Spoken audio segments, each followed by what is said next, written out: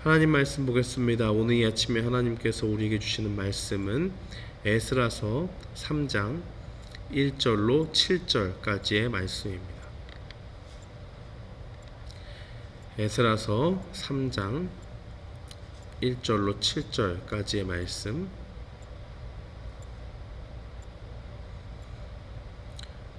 우리 다 찾으신 줄 알고 함께 봉독하겠습니다. 이스라엘 자손이 각자의 성읍에 살았더니 일곱째 달에 이르러 일제히 예루살렘에 모인지라. 요사닥의 아들 예수아와 그의 형제 제사장들과 스알델의 아들 스룹바벨과 그의 형제들이 다 일어나 이스라엘 하나님의 제단을 만들고 하나님의 사람 모세의 율법에 기록한 대로 번제를 그 위에 드리려 할세. 무리가 모든 나라 백성을 두려워하여 제단을 그 터에 세우고 그 위에서 아침 저녁으로 여호와께 번제를 드리며 기록된 규례대로 초막절을 지켜 번제를 매일 정수대로 날마다 드리고 그 후에 항상 드리는 번제와 초하루와 여호와의 모든 거룩한 절기의 번제와 사람이 여호와께 기쁘게 드리는 예물을 드리되 일곱째 달 초하루부터 비로소 여호와께 번제를 드렸으나 그때 여호와의 성전지대는 미쳐 놓지 못한지라. 이에 석수와 목수에게 돈을 주고 또 시돈 사람과 두로 사람에게 먹을 것과 마실 것과 기름을 주고 바사왕 고레스의 명령대로 백향목을 레바논에서 요빠 해변까지 운송하게 하였더라. 아멘. 저는 오늘 말씀 에스라서 3장 1절로 7절 말씀을 통해서 성전 건축을 시작하다라는 제목으로 주의 말씀을 선포하겠습니다. 오늘 본문의 말씀은 하나님의 백성을 돌보시는 그 하나님의 역사를 보여주고 있습니다. 본격적으로 이제 성전을 재건하는 일에 있어서 본문 말씀은 이제 두 지도자를 통해서 제사장 예수야와 또 스룹바벨을 통해서 이스라엘 백성들을 이끌고 있습니다. 그들이 본격적으로 이제 성전을 재건하는 일을 시작하기 이전에 하나님 앞에 먼저 제단을 쌓고 하나님을 예배하는 백성들의 모습을 보여줍니다.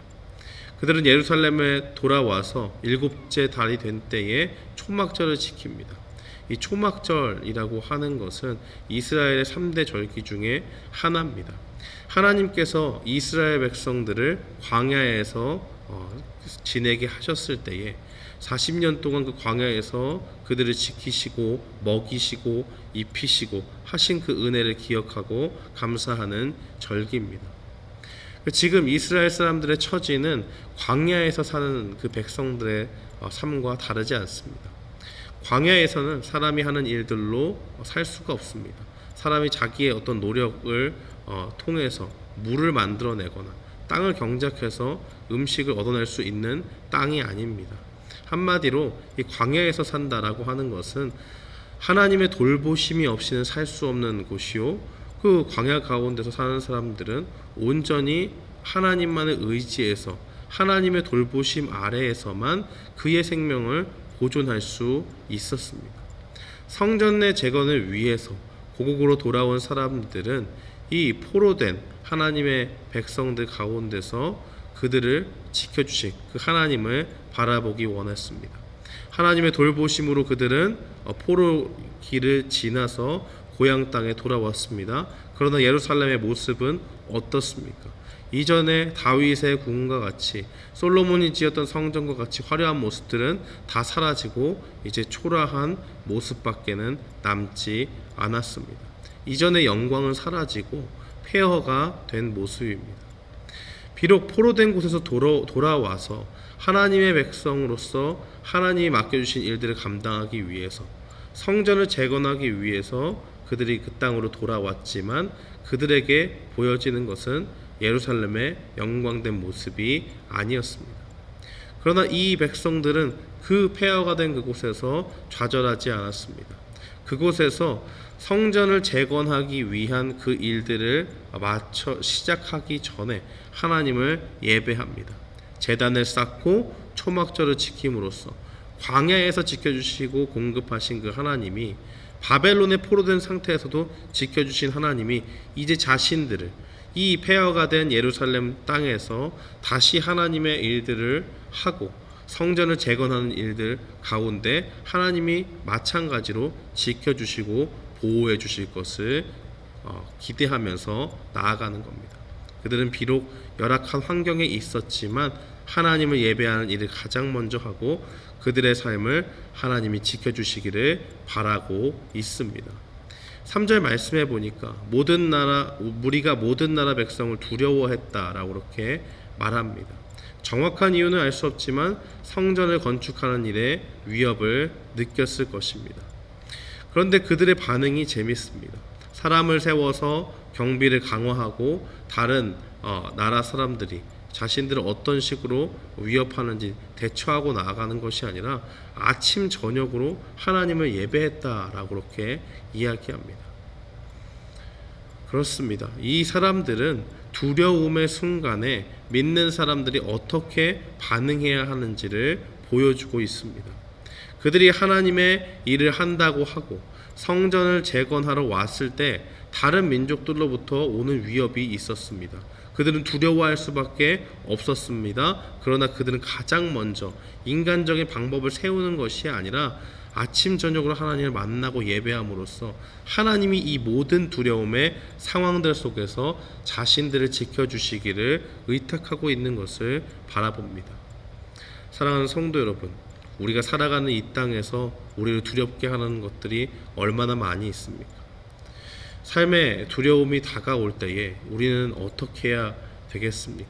인간의 지혜와 인간의 방법을 먼저 의지하기보다는 우리 자신을 하나님께 온전히 맡겨야 되는 줄 믿습니다.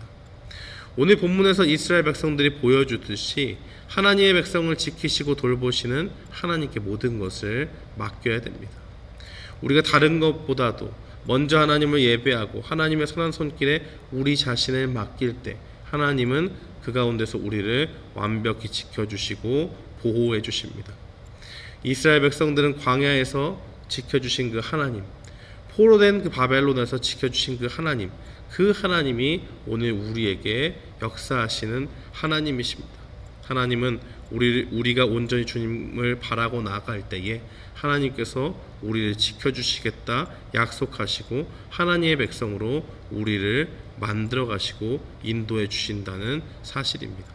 그러므로 우리가 두렵게 하는 그런 순간들을 우리 삶의 순간순간 맞닥뜨릴 때마다 두려움 속에서 좌절하고 절망하는 것이 아니라 불안 가운데서 지내는 것이 아니라 하나님께 나아가고 이 모든 상황들을 하나님께서 돌봐주시기를 바라면서 하나님을 예배하는 예배자가 되어야 될 줄 믿습니다. 또한 7절 말씀은 성전의 기초 공사를 위해서 시돈과 두로 사람에게 대가를 지불하고 고레스 왕의 명령에 의해서 백향목을 공급받는 내용이 나옵니다. 이 하나님은 그의 백성들에게 성전 건축을 맡기시고 그냥 놔두는 것이 아니라 그들을 모든 위협으로부터 지켜주십니다. 뿐만 아니라 그들에게 필요한 모든 물질도 공급해 주셨습니다. 그리고 그 가운데서 그 당시에 가장 좋은 목재로 사용되었던 백향목까지도 하나님이 고레스 왕의 명령을 통해서 그들이 공급받을 수 있도록 인도해 주시는 그런 하나님인 것을 분명히 보게 됩니다.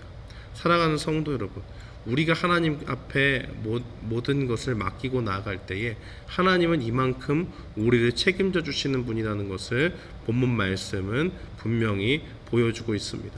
하나님을 예배하는 백성, 어떤 일을 시작할 때에 무엇보다도 하나님을 먼저 예배하고 하나님께 모든 것을 맡길 때에 하나님은 그 가운데 우리를 완벽한 인도하심 가운데, 완벽한 돌보심 가운데 우리의 모든 필요를 채우시고 하나님의 그 공급하신 손길을 분명히 보여줍니다. 이러한 일들을 할 때에 또 반응이 여러 가지로 나타날 수 있습니다. 옛 세대는 이제 이 공급받은 백향목과 모든 것들을 통해서 이 다음 해에 하나님의 그 성전의 기초를 놓게 되는데 그것을 보면서 젊은 세대는 환호하고 기뻐하지만 예전의 세대들, 그러니까 하나님의 영광을 보여줬던 그 솔로몬의 그 성전을 이렇게 경험했던 그 세대들은 굉장한 좌절과 낙심에 빠집니다. 왜 그렇습니까? 그 당시에 그 솔로몬이 지었던 성전은 하루아침에 지어진 것이 아니죠. 하나님 앞에서 다윗 때부터 준비되었고 정말 최상의 것들을 최고로 준비해서 이 솔로몬이 공을 들여서 만든 그러한 하나님께 온전히 바치기 위해서 2대에 걸쳐서 준비를 하고 성전이 지어졌던 그러한 영광스러운 그 성전의 극치를 보여줬습니다. 그런데 이제 이 폐허가 된 예루살렘 땅에서 하나님이 도와주시는 그 공급함을 통해서 뭔가 성전의 지대를 쌓고 있지만은 이 모습 자체가 예전에 그 영광을 봤던 사람들에게는 한없이 슬프고 기쁘지 않은 일이 되는 겁니다. 하나님 앞에 뭔가 더 좋은 것을 드려야 되는데 그것 가지고 뭔가 가진 것을 지금 열악한 상황 가운데서 성전을 재건하고 있지만은 그것이 자기는 흡족하지 않아요.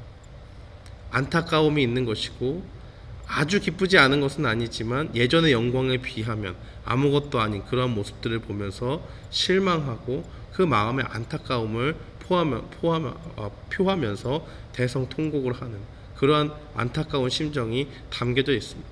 또 다른 세대들은 그 모습들을 보면서 어떻습니까?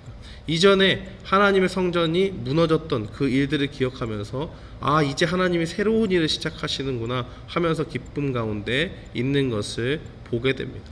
사랑하는 성도 여러분, 이렇게 하나님의 일을 할 때 서로 다른 그룹에서 다른 반응을 보일 수가 있습니다. 뭔가 한 마음과 한 뜻으로 같은 일을 했다고 할지라도 그들의 반응이 서로 다를 수 있습니다. 한쪽은 안타까움 가운데서 하나님의 일하심을 보게 되고 한쪽은 기쁨 가운데서 하나님이 새 일을 시작하심을 보게 됩니다. 그러나 이 모든 일의 반응과 상관없이 이 성전의 기초가 지어졌다는 것은 무엇을 의미하겠습니까? 그들이 이제는 끊쳐졌던 그 하나님을 예배하는 일에서 다시 회복이 일어나게 되는 것이고 하나님을 예배하고 하나님을 만나는 그 교제의 장이 다시 열리면서 하나님과 더욱더 가까워질 수 있는 그런 기초를 마련했다라고 그렇게 볼 수가 있습니다. 사랑하는 성도 여러분, 하나님의 일은 이렇게 우리에게 큰 은혜를 가져다 줍니다. 우리가 그 일을 어떻게 받아들이든지 간에 하나님의 일하심은 신실하고 두 그룹 간에 공통적으로 나타나게 되는 것은 이제 끊어졌던 하나님과의 관계가 다시 회복이 되고 하나님께 나아갈 길이 열리고 하나님을 예배하는 그러한 처소가 마련되고 있다는 것을 분명히 보여줍니다. 오늘 이 말씀을 통해서 우리가 분명히 기억해야겠습니다. 하나님은 하나님의 일들을 할 때에 우리가 두려움의 순간에 있을 때에도 하나님을 의지하면 하나님께서 모든 것을 보호해 주십니다. 그 모든 필요도 공급해 주시고 그 일의 역사를 통해서 하나님과 더욱더 가까워지는 계기를 마련해 주시는 분이 하나님이십니다. 오늘도 우리가 이 말씀을 들으면서 그 하나님의 일하심을 기억하면서 우리의 인생의 모든 것을 하나님 앞에 맡기고 나아가는 귀한 성도님들이 되기를 주님의 이름으로 축원합니다. 아멘. 우리 이 시간에 함께 기도하겠습니다.